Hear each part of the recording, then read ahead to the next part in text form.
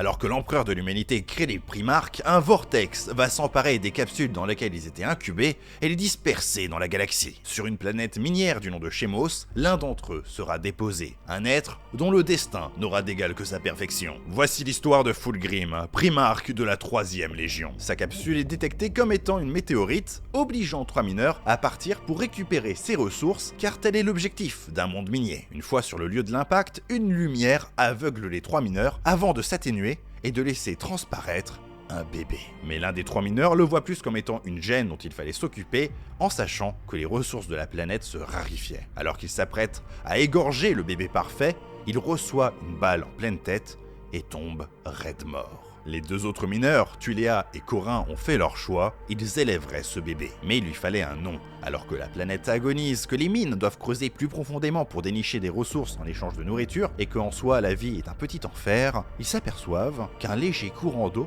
est apparu à l'endroit où est arrivé ce bébé. Un présage? Ou bien simplement le hasard du destin? Pour ces mineurs, il s'agissait là d'une illumination dans la noirceur de leur monde.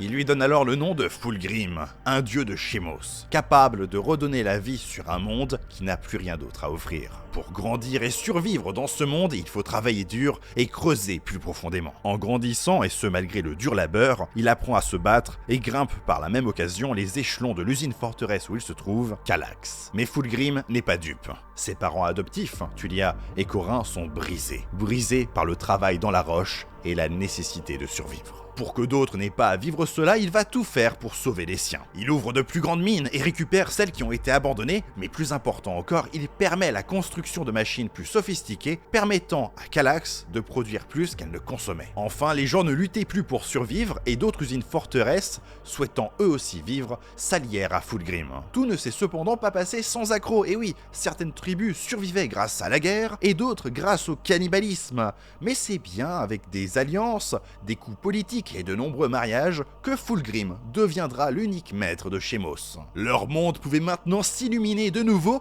mais un invité de marque fit alors irruption.